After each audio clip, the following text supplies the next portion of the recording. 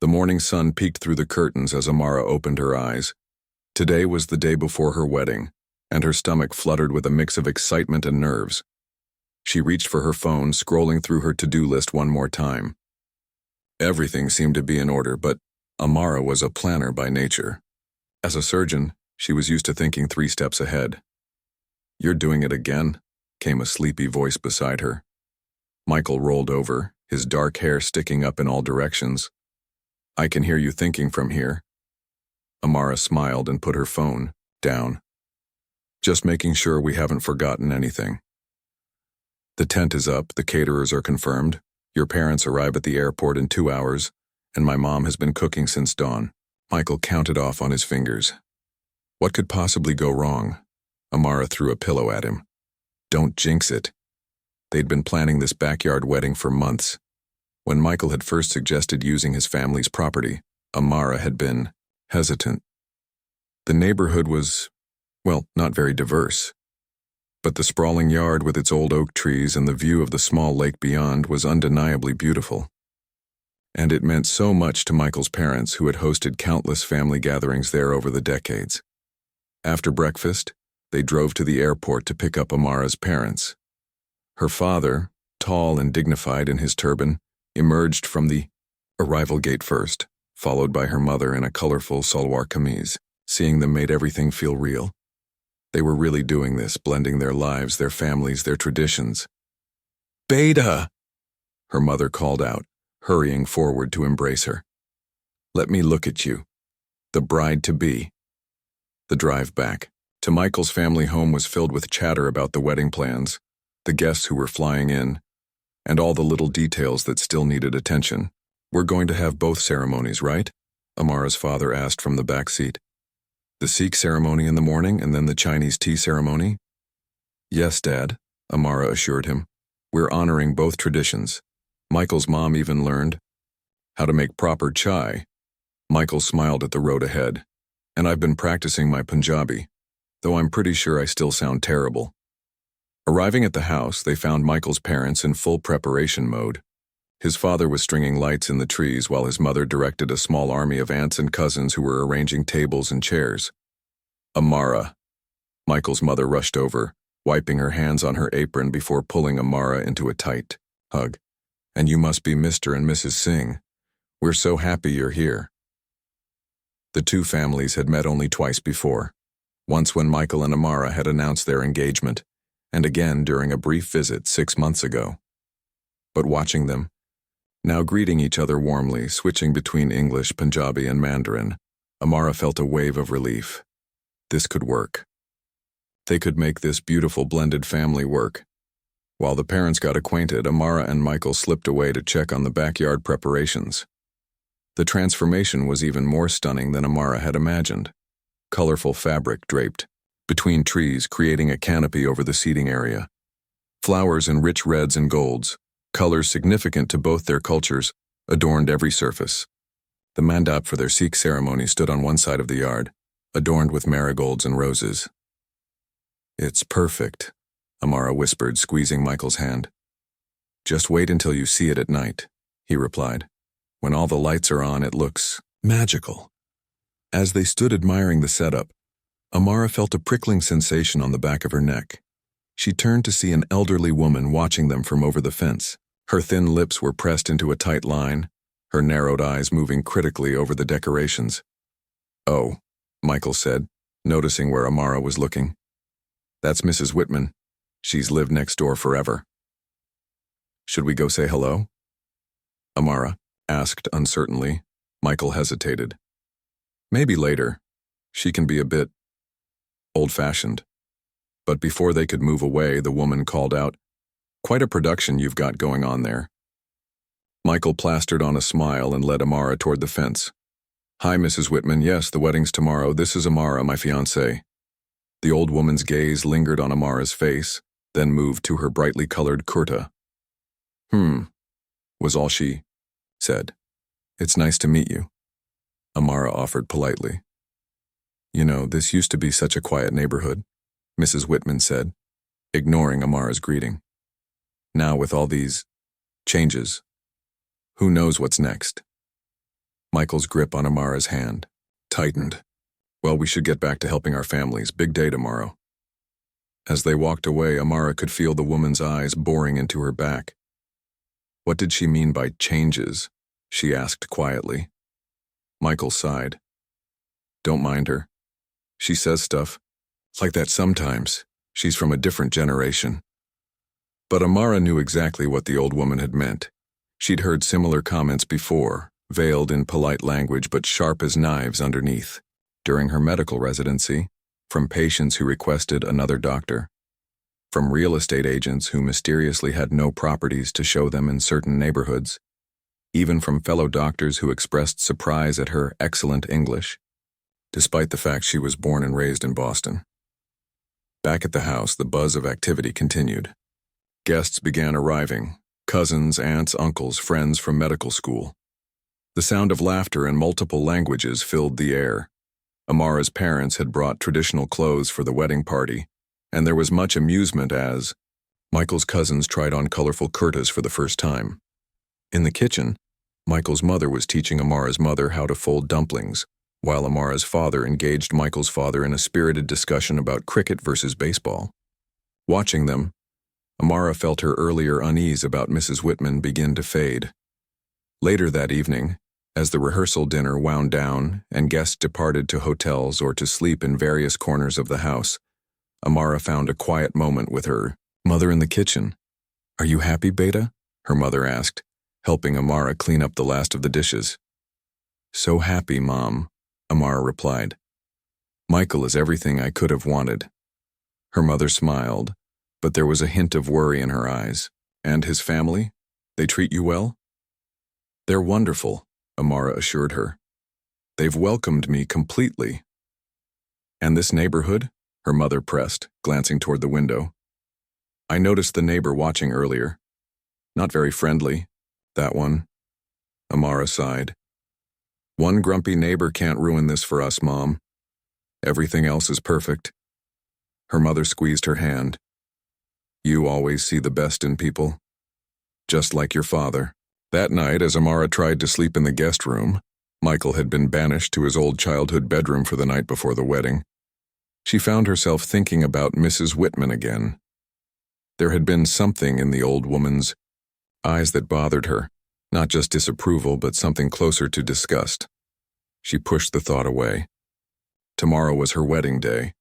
She would focus on that, on Michael, on their families coming together, on the life they were building.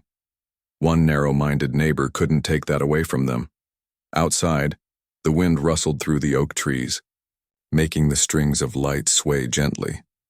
In less than 24 hours, those lights would illuminate their ceremony, their families would witness their vows, and they would begin their married life together. Whatever challenges came their way, disapproving neighbors included, they would face them together. Amara finally drifted off to sleep, dreaming of tomorrow's celebrations, unaware that Mrs. Whitman was sitting at her window, phone in hand, looking up the local police department's number. "This neighborhood has standards," the old woman muttered to herself, "and I intend to keep them." The morning of the wedding dawned clear and bright, as if the universe itself approved of Amara and Michael's union. Sunlight streamed through the windows as the house erupted into activity.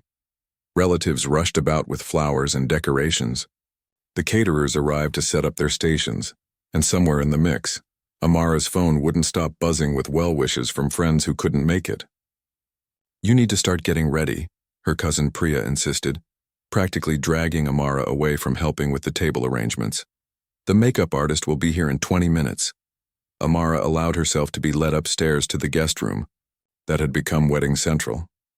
Her wedding lehenga hung by the window, deep red with intricate gold embroidery, a gift from her grandmother who couldn't travel, but had sent her blessings along with the family heirloom.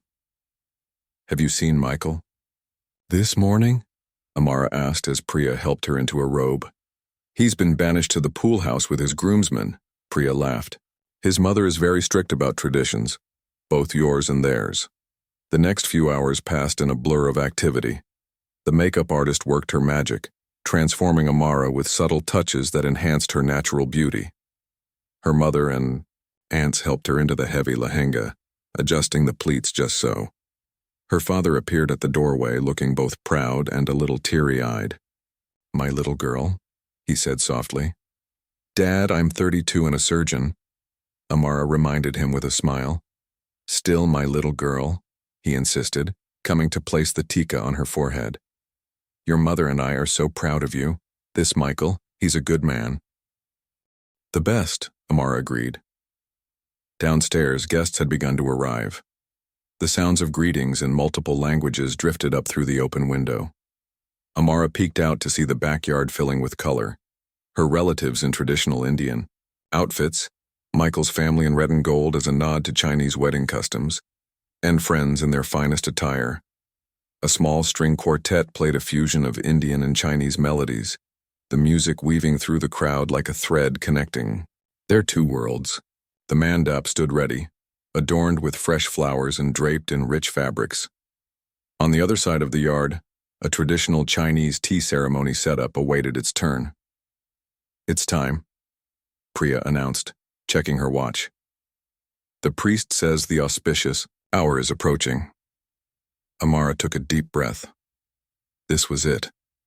Years of medical school, of late-night study sessions where she'd first noticed the cute resident who always brought extra coffee for the team, of falling in love over patient charts and hurried lunches in the hospital cafeteria. It all led to this moment. She descended the stairs, her father on one side, her mother on the other. Guests turned to look, smiles breaking out across faces. Amara caught sight of Michael waiting by the mandap, handsome in his sherwani, his parents beaming beside him. Their eyes met across the yard and everything else seemed to fade away. "What is that racket?" came a sharp voice from beyond the fence. Mrs. Whitman stood on a stepladder, peering over into the yard, her face pinched with disapproval. "This noise is completely unacceptable." Michael's father moved quickly to the fence. "Good morning, Mrs. Whitman. We did leave a note in your mailbox about the wedding. It will only be until early evening." "A note? A note doesn't make this kind of disruption okay," she snapped. "This used to be a respectable neighborhood."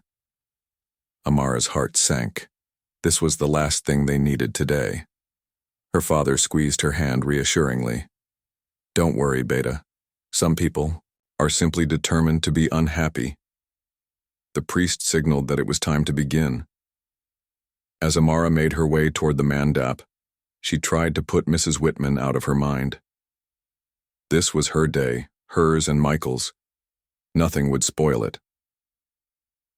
The ceremony began beautifully. The priest chanted Sanskrit mantras, explaining their meaning for the guests who weren't familiar with Sikh traditions. Amara and Michael circled the sacred fire, making their 7 vows to each other. She could see tears in Michael's eyes as he completed the final circle and felt her own emotions welling up. Just as they were about to exchange garlands, a new sound cut through the ceremony. Sirens, growing louder by the second. "What on earth?" Michael's mother said, looking toward the street. 2 police cars pulled up in front of the house, lights flashing. The music stopped abruptly. Guests turned in confusion as uniformed officers made their way through the side gate into the backyard. "We received multiple complaints about this gathering," one officer announced, scanning the crowd. "Noise violations, parking infractions, and reports of suspicious activity." Michael's father stepped forward, visibly confused. "Officers, this is my property. We're having my son's wedding. We have all the necessary permits for the event." The second officer, younger and clearly uncomfortable, glanced around at the decorations, the food, the traditionally dressed guests. "We still need to check those permits, sir. We've had several calls." Amara stood frozen by the mandap, her hand still in Michael's. This couldn't be happening, not today, not during their wedding. She glanced toward the fence and saw Mrs. Whitman watching with undisguised satisfaction, her phone still in her hand. "It was her," Amara whispered to Michael. "She called them." Michael's jaw tightened. "Dad has the permits in his office. This will get sorted out." But Amara could feel the energy of their perfect day evaporating. Guests whispered among themselves. Her mother looked distressed. The caterers had stopped serving food, unsure what to do. Michael's father returned with a folder of documents. permits for the gathering, for the catering, for the extra parking they'd arranged with neighbors across the street. The older officer reviewed them with a frown. These seem to be in order, but we still have reports of suspicious individuals on the property. Suspicious individuals? Michael's mother repeated incredulously. These are our wedding guests, family and friends from around the country. And what exactly makes them suspicious? Amara's father asked quietly, his dignity intact despite the obvious insult. The younger officer had the grace to look embarrassed. Sir, we're just responding to the calls we received. And who made these calls? Michael asked, his voice tight with controlled anger. The officers exchanged looks, but didn't answer. They didn't need to. Mrs. Whitman still stood at her fence, watching the scene unfold with the righteousness of someone who believed they were protecting their community. This is ridiculous, one of Michael's cousins said, stepping forward. You can't just shut down a wedding because some racist neighbor doesn't like the look of us. Please stay back, sir, the older officer warned. The situation was deteriorating quickly. What should have been the happiest day of their lives was turning into a nightmare. Amara felt tears threatening, but blinked them back. She wouldn't give Mrs. Whitman the satisfaction. Maybe we should continue the ceremony inside, Amara's mother suggested quietly. No, Michael said firmly. This is our wedding. We've done nothing wrong. We have every right to celebrate here. Just then, the radio on the older officer's shoulder crackled to life. He stepped away to answer it, his expression changing as he listened to whatever was being said. Wait a minute, he said, turning back, to look at Amara and Michael more carefully. You two work at City Memorial Hospital? Amara nodded, confused by the sudden change in topic. Yes, we're both doctors there. I'm in trauma surgery, and Michael is a cardiologist. The officer's demeanor shifted completely. Dr. Singh and Dr. Chen, the doctors who worked on that massive pileup on Highway 9 last winter? Michael nodded slowly. Yes, we were both on shift that night. The younger officer's eyes widened in recognition. You're the ones who saved that teenage girl who was trapped in her car for hours. The chief's daughter. A murmur went through the crowd. The highway accident had been all over the local news. A 15-car pileup during an ice storm, multiple casualties, and the miraculous save of a young girl who had been given less than a 10% chance of survival. Amara and Michael had worked together for nearly 12 hours straight, refusing to give up on her. I didn't realize, the older officer began, suddenly looking deeply uncomfortable. He turned toward the fence where Mrs. Whitman still watched. Ma'am, I'm going to need to speak with you about the nature of your complaints. Mrs. Whitman's smug expression faltered. I was just reporting suspicious activity, as is my civic duty. And what exactly was suspicious about a clearly permitted wedding on private property? The officer asked, walking toward her. As the officers moved to speak with Mrs. Whitman, Amara turned to Michael, still trying to process what had just happened. Did we just get saved by the fact that we saved someone important? She whispered. Michael squeezed her hand. I think we did. But we shouldn't have needed saving in the first place. The priest cleared his throat gently. Shall we continue with the ceremony? Amara looked around at their guests, at her parents' worried faces, at Michael's family's anger, at their friends' confusion, and knew that even if they resumed now, the moment had been tainted. Mrs. Whitman had succeeded in ruining their perfect day, but then she looked at Michael, at the love in his eyes, and realized that while the day might be tarnished, what they were celebrating remained pure and untouched. Their love, their commitment to each other, couldn't be diminished by hate. Yes, she said firmly. Let's continue. The wedding ceremony resumed, but something had shifted in the air. The magic of the moment had been disturbed, like ripples across a once still pond. Amara tried to focus on the priest's words, on Michael's warm hands holding hers, but she couldn't help noticing the whispers among the guests, the worried glances, the tension that hadn't been there before. Near the fence, the police officers were still speaking with Mrs. Whitman. The older officer's posture had changed. He stood taller now, his notepad out, writing down whatever the increasingly flustered woman was saying. The younger officer had returned to the yard and was quietly apologizing to Michael's father.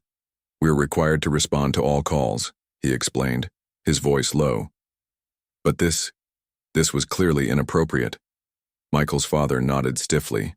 "My son and his wife are saving lives while that woman is calling the police on people for the crime of looking different." The younger officer had the decency to look ashamed. "I'm truly sorry for the disruption, sir." As the garland exchange finally took place, Amara's mind was only partly present. She couldn't stop thinking about what had just happened, how quickly their celebration had been treated as suspicious, how easily the police had been weaponized against them. If they hadn't been the doctors who saved that particular girl, how differently might this have played out?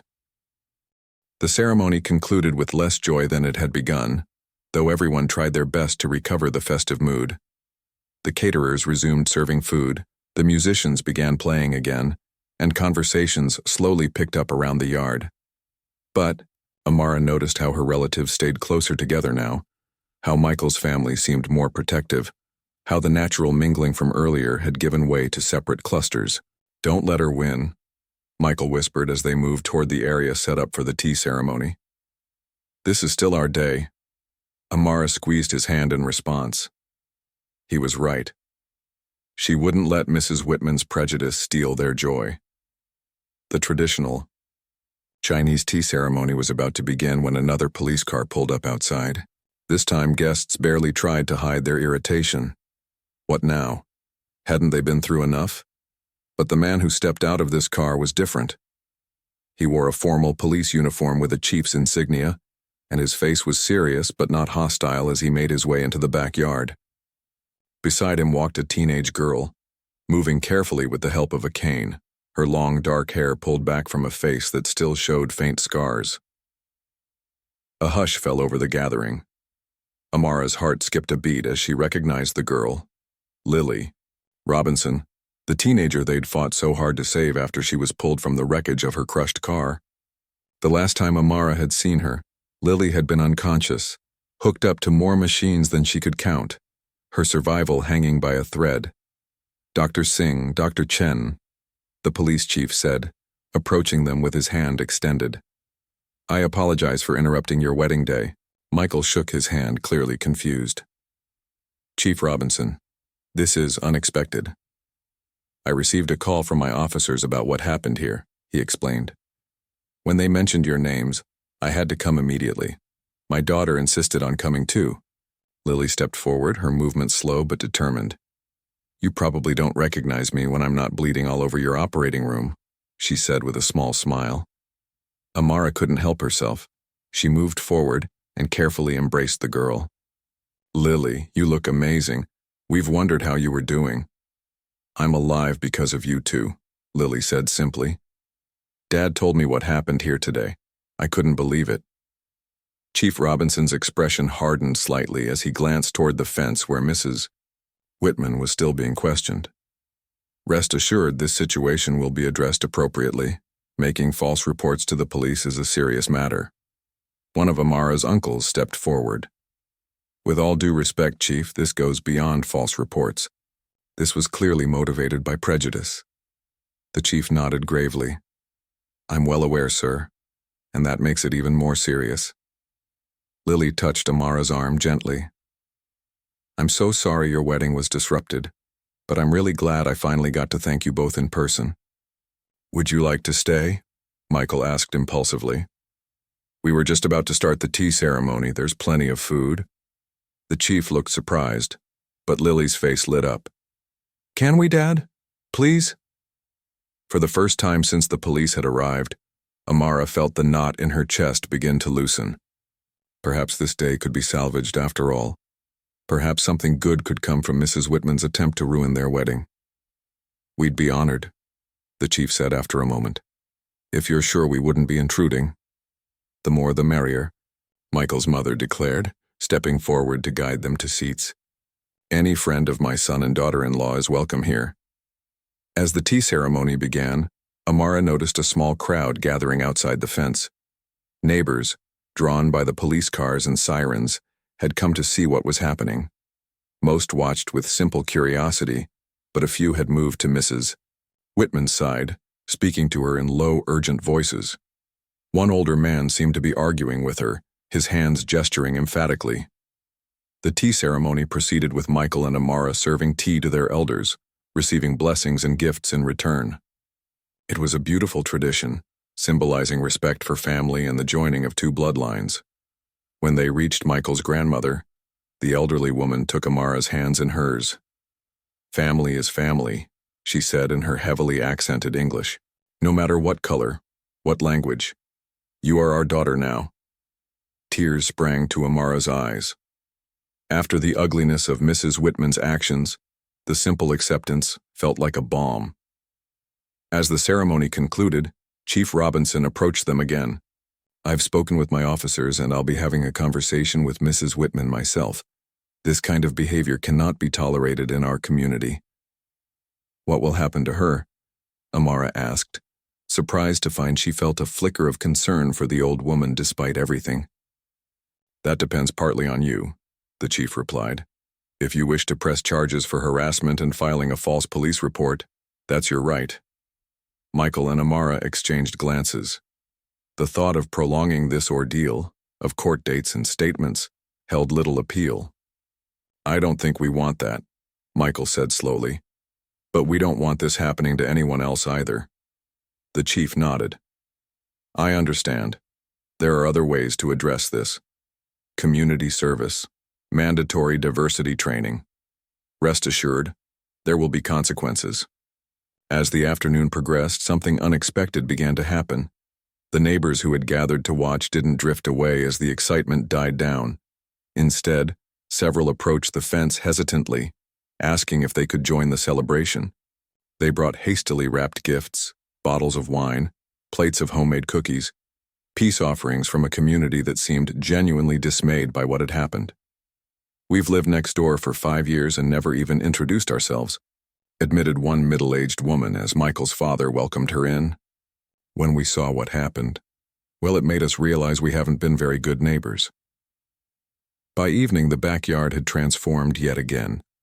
What had begun as a carefully planned joining of two families had somehow expanded to include half the neighborhood, the local police chief and his daughter, and even a few curious officers who had stopped by to see what all the fuss was about. The music played, food was shared, and cultures blended in ways no one could have predicted. Amara found a quiet moment with Michael as the sun began to set, casting a golden glow over their unconventional wedding reception. "This is not how I imagined our day would go," she said, leaning against his shoulder. "No," he agreed, his arm around her waist. "It's messier, more complicated, more real," Amara added softly. Across the yard, they could see Lily chatting animatedly with Amara's younger cousins, the police chief deep in conversation with both, their fathers and various neighbors mingling with their relatives as if they'd known each other for years. "Look," Michael said, nodding toward the fence. Mrs. Whitman stood there again, but this time she wasn't alone. The older man who had been arguing with her earlier stood beside her, his hand firmly on her arm. As they watched, he seemed to be insisting on something, his expression leaving no room for argument. Slowly, reluctantly, Mrs. Whitman allowed herself to be led through the gate and into the yard. The conversations around them quieted as people noticed her arrival. Chief Robinson straightened, watching carefully. The old man, presumably Mr. Whitman, guided his wife toward Amara and Michael. Her face was tight with discomfort, her eyes downcast. "My wife has something she'd like to say to you both," Mr. Whitman announced, his voice gruff but determined. Mrs. Whitman looked up briefly, meeting Amara's eyes for just a second before looking away again. "I apologize for disrupting your wedding," she said stiffly. It was inappropriate. It wasn't much of an apology. There was no acknowledgement of the real reason behind her actions, no true remorse in her voice. But it was something. A crack in the wall, a small step. "Thank you for coming to tell us that," Michael said, his voice neutral. Amara said nothing. She wasn't ready to offer forgiveness, not yet. But she nodded slightly, acknowledging the gesture for what it was. As Mr. Whitman led his wife away, Amara turned back to Michael. Do you think people can really change? Michael watched the elderly couple leave, considering the question seriously. I don't know, but I think sometimes they can surprise you. Lily approached them, moving carefully with her cane. Is everything okay? Amara smiled at the girl whose life they had saved, who had in turn saved their wedding day. Everything is perfect, she said, and was surprised to find she meant it. Perfect not because the day had gone as planned. It hadn't, not by a long shot. Perfect because in the face of ugliness, they had found beauty. In the midst of hatred, they had discovered community. And that perhaps was the best wedding gift of all. As evening fell, the backyard transformed into a wonderland of twinkling lights. What had begun as a carefully planned wedding had evolved into something unexpected, a community gathering that bridged cultures, backgrounds, and misunderstandings. The dance floor, originally intended for just family and friends, now hosted an unlikely mix of guests. Amara's teenage cousins were teaching Lily some Bhangra moves, while Michael's grandmother watched from her chair, clapping along to the rhythm. I never imagined our wedding would turn out like this, Amara said, leaning against Michael as they took a moment to observe the scene. Are you disappointed? He asked, his arm around her waist. She considered the question, watching as Chief Robinson awkwardly attempted to follow along with a traditional Chinese dance led by Michael's uncle. No, she decided. It's messy and imperfect, but somehow right. Their moment of peace was interrupted by Michael's mother, who hurried over with her phone in hand. The photographer posted some pictures already, she announced, showing them the screen. Look how beautiful. The photos captured moments from earlier in the day, Amara in her red lehenga, Michael waiting by the mandap, their families gathered around them. But what caught Amara's eye were the images taken after the police had arrived. There was one of Chief Robinson and Lily standing with them, another of neighbors bringing gifts and joining the celebration. The photographer had somehow captured the exact moment when community had triumphed over division. These are going viral, Michael's mother said, scrolling through comments. People are sharing them everywhere. Viral? Amara echoed suddenly, concerned. Their wedding drama becoming internet famous was the last thing she wanted. In a good way, Michael's mother assured her. People are calling it a triumph of love over hate, and community standing up against prejudice. The hashtag is love wins. Michael peered at the phone. Mom, how many people have seen these? About 50,000 last I checked. And growing. Amara and Michael exchanged alarmed glances. Their private wedding had somehow become a public statement. I'm not sure how. I feel about this, Amara admitted. As a doctor, she valued her privacy.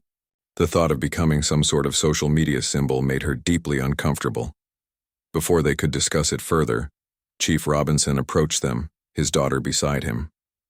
I hope you don't mind, but I need to head back to the station, he said. Duty calls, but Lily would like to stay a bit longer if that's all right with you. Of course, Michael replied. We can make sure she gets home safely. Actually, the chief said, lowering his voice, there's something else I wanted to mention. Our department has received several calls about your wedding photos circulating online. The story is gaining traction. Amara sighed. We just found out ourselves. We didn't ask for this attention. I understand, the chief nodded. But sometimes these things take on a life of their own. I wanted to warn you that reporters might start calling. And he hesitated.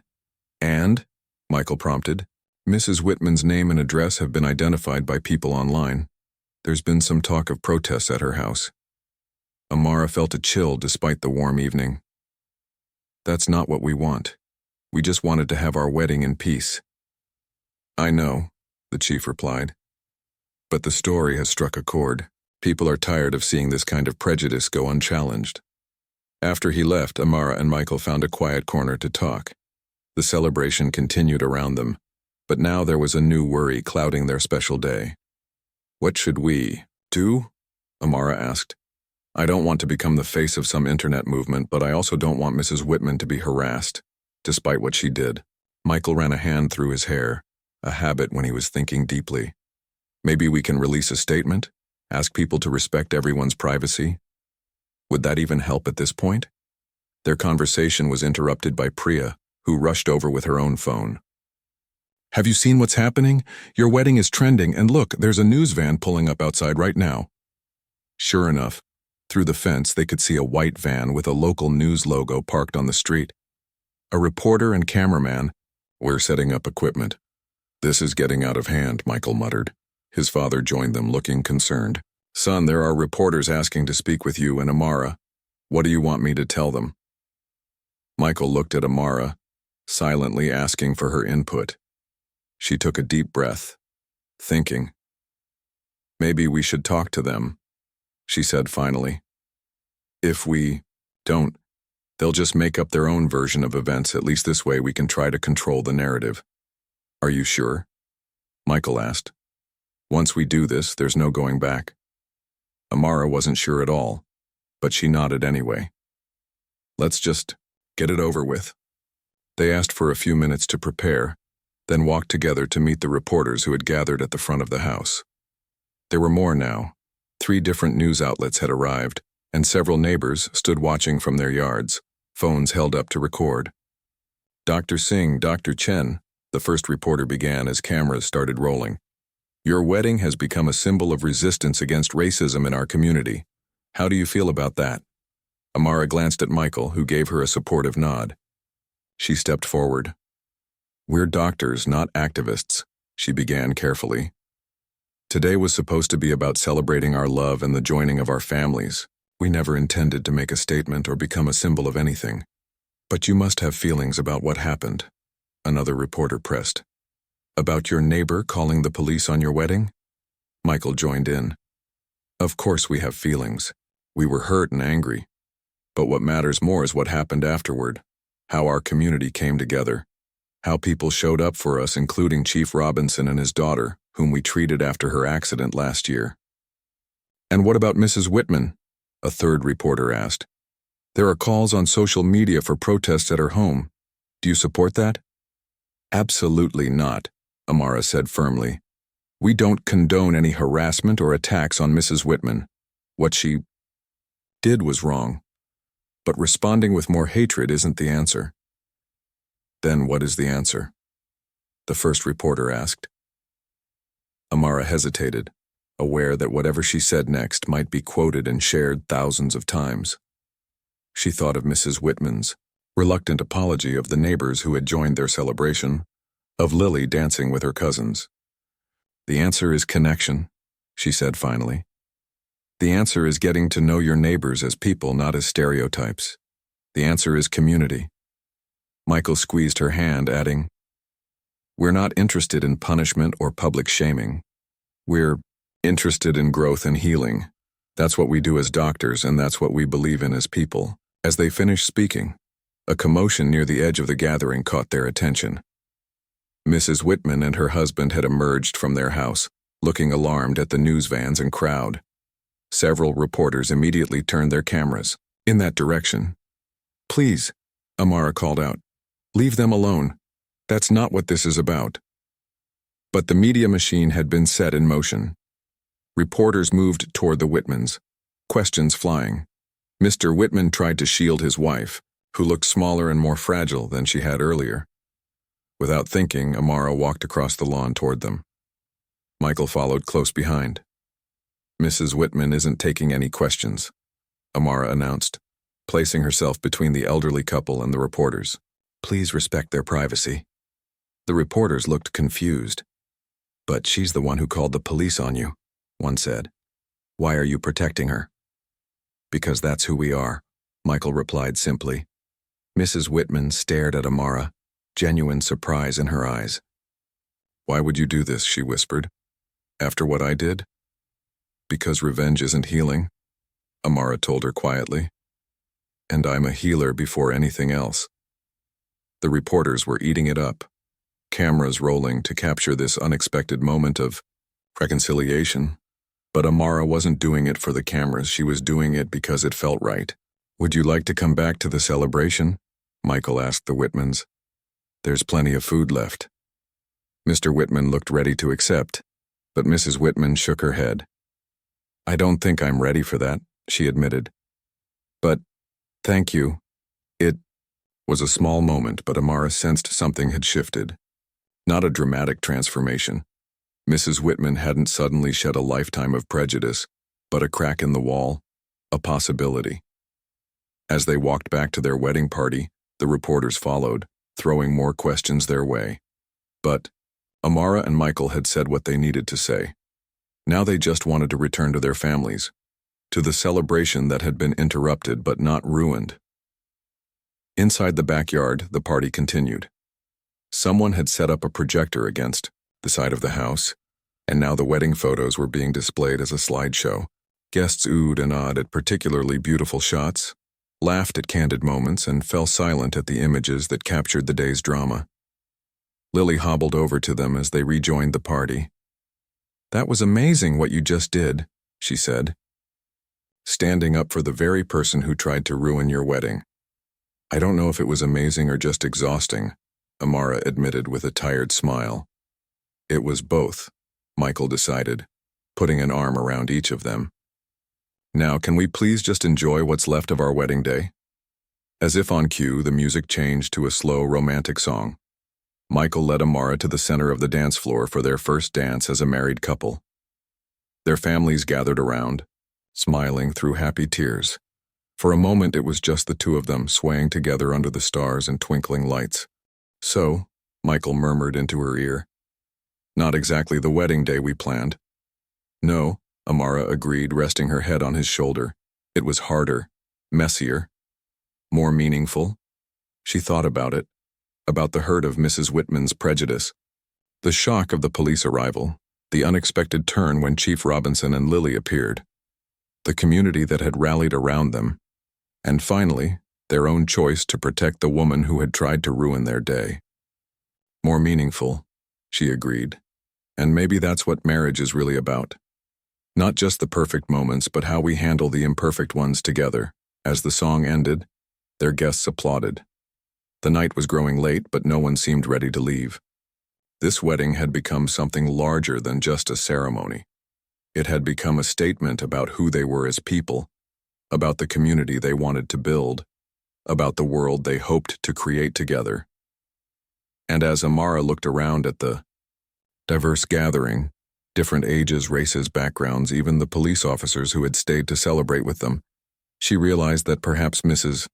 Whitman had inadvertently given them the most powerful wedding gift of all, the opportunity to stand for something that mattered. 6 months had passed since the wedding that had unexpectedly become local news. Amara stirred honey into her tea as she looked out the kitchen window of their new home.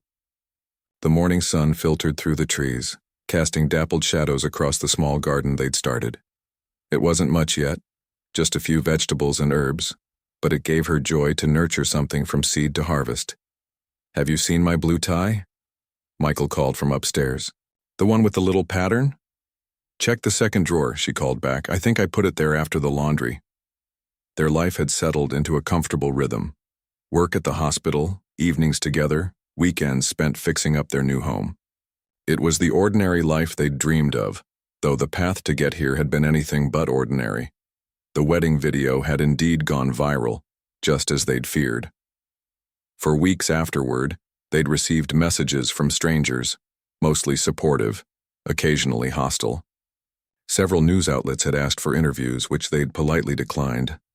All they'd wanted was to return to their normal lives as doctors, not become symbols in some larger cultural conversation. Michael came downstairs, successfully wearing the blue tie in question. He dropped a kiss on Amara's head as he reached for the coffee pot. "Big day today," he said, pouring himself a cup. "Nervous?" Amara shrugged. "A little. I'm not sure what to expect." "It'll be fine," he assured her. "You've done harder things." "True. But those things were medical procedures, not this." This was their scheduled appearance at the community center where Mrs. Whitman would be completing her court-mandated community service hours. After the wedding incident, she had, indeed, faced consequences, not due to any action on Amara and Michael's part, but because Chief Robinson had pursued the case. False police reports were taken seriously, especially when motivated by prejudice. The judge had been creative in his sentencing. Instead of a fine or jail time, which would have done little to address the root of the problem, Mrs. Whitman had been ordered to complete 200 hours of community service at the local hospital's Diversity Initiative program, the same hospital where Amara and Michael worked. "Do you think she's changed at all?" Amara asked, finishing her tea. Michael considered the question as he gathered his things for work.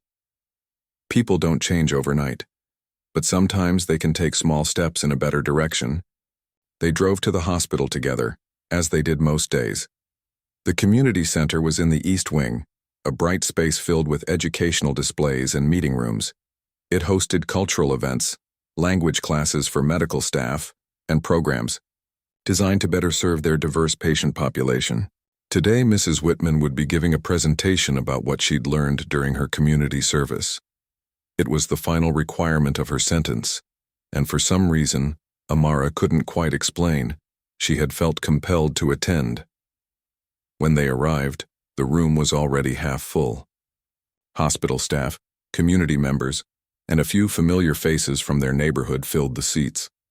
In the front row sat Chief Robinson and Lily, who had become regular visitors to their home over the past months. Lily's recovery had been remarkable. She now walked with just a slight limp, and she had decided she wanted to become a doctor, just like Amara and Michael. Mrs. Whitman stood at the podium looking smaller and more fragile than Amara remembered. Her husband sat nearby, offering encouraging nods. When she spotted Amara and Michael entering, her eyes widened slightly, but she didn't look away as she might have once done. "Good luck," Michael whispered, squeezing Amara's hand as they found seats near the back. The program director welcomed everyone and explained the purpose of the gathering before introducing Mrs. Whitman. As the elderly woman approached the microphone, her hands trembled visibly. Public speaking was clearly not her comfort zone. "My name is Eleanor Whitman," she began, her voice thin but determined. "6 months ago, I did something I'm not proud of. I called the police on my neighbor's wedding because—" She paused, seeming to struggle with the words, "because they looked different from me and that frightened me." A murmur went through the room. This level of honesty hadn't been expected. "I've lived in the same house for 42 years, Mrs. Whitman continued. "When I moved there, everyone on the street looked like me, talked like me, celebrated the same holidays. It felt safe because it was familiar. Then things started changing. New families moved in, different languages, different customs. I felt like a stranger in my own neighborhood, and that made me angry." She took a sip of water, her hand still shaking. "Working here these past months has been difficult. At first I just wanted to get through my hours and be done with it. But then I met Dr. Patel, who reminded me of my late sister, and Nurse Liu, who always made sure I had a cup of tea when I seemed tired, and little Angelo in pediatrics, who drew me pictures even though I was just the old lady who filed paperwork." Mrs. Whitman's voice grew steadier as she continued. "I'm not going to stand here and tell you I've completely changed. I still get uncomfortable sometimes when things feel too foreign. I still make mistakes. But I've learned that being uncomfortable isn't an emergency. It's just life. And calling the police because you're uncomfortable with someone who looks different isn't just wrong, it's dangerous." Amara felt a lump forming in her throat. She hadn't expected this level of self-awareness from the woman who had tried to ruin their wedding. "The day of that wedding," Mrs. Whitman said, "when those doctors protected me from the reporters even after what I'd done to them, that was the first time I really questioned myself. Why would they do that? It didn't make sense to me. But now I think I understand a little better. They saw me as a person, not just as the racist old lady next door. They chose to be better than I was." She looked directly at Amara and Michael now. "I can't undo what I did, but I can try to do better going forward. And I want to thank Dr. Singh and Dr. Chen for showing me that possibility." When Mrs. Whitman finished speaking, the applause was warm but restrained. This wasn't a celebration. It was an acknowledgement of a difficult journey that was still ongoing. As people mingled afterward, enjoying refreshments, Amara found herself face to face with Mrs. Whitman. "You came," the older woman said, sounding surprised despite having seen them in the audience. We wanted to hear what you had to say, Amara replied honestly. Mrs. Whitman nodded, looking down at her cup. I meant what I said up there. I'm still working on things. But I'm trying. That's all any of us can do, Michael said, joining them. An awkward silence fell. There was too much history between them for easy conversation, yet something had shifted. The sharp edges of anger had softened into something more complex. My garden club is having an open house next week, Mrs. Whitman said suddenly. If you'd like to come, your backyard has good soil for roses. I noticed when I was watching your wedding setup. It was an olive branch, small but genuine. Amara and Michael exchanged glances. We might do that, Amara said. Thank you for the invitation. As they walked out of the community center later, Chief Robinson and Lily joined them in the parking lot.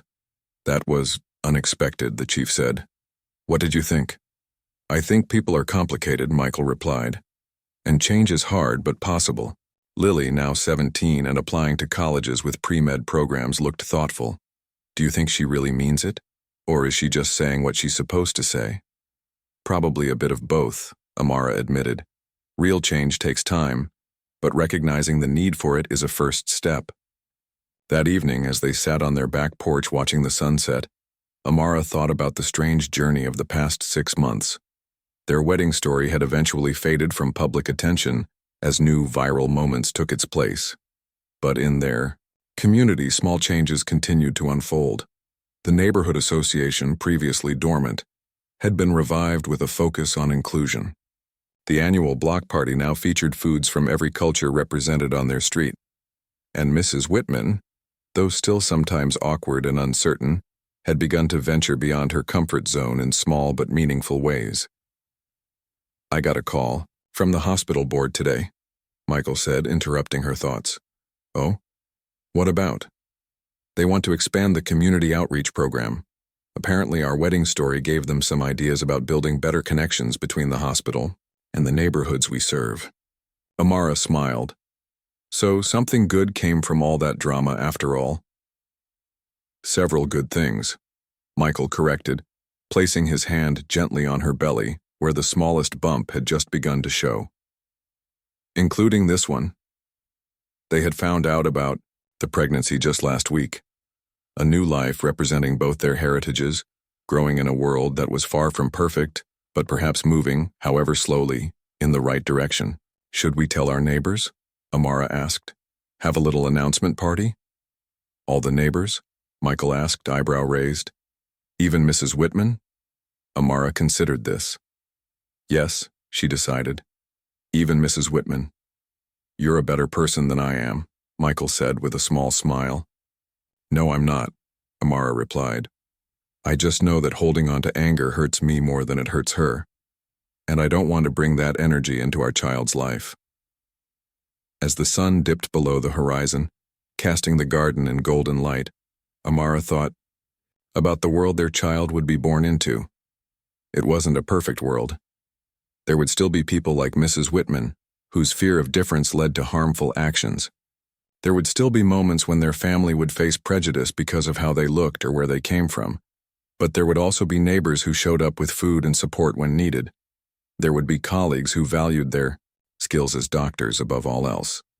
There would be unlikely friends like Lily and Chief Robinson, whose lives had become intertwined with theirs in ways they never could have predicted. And there would be moments of grace, like protecting an elderly neighbor from public shaming, or accepting a halting apology, or attending a garden club meeting as a gesture of reconciliation, small moments that wouldn't make the news or go viral, but that formed the true foundation of community. What should we name the baby? Michael asked, his hand still resting on her belly. Something that honors both our families, Amara said. Something that bridges our cultures like we do. Something that reminds us of how far we've come, Michael added, and how far we still have to go. As stars began to appear in the darkening sky, they sat together in comfortable silence, thinking about names and futures and the imperfect, beautiful community they were building. One relationship, one conversation, one small act of forgiveness at a time.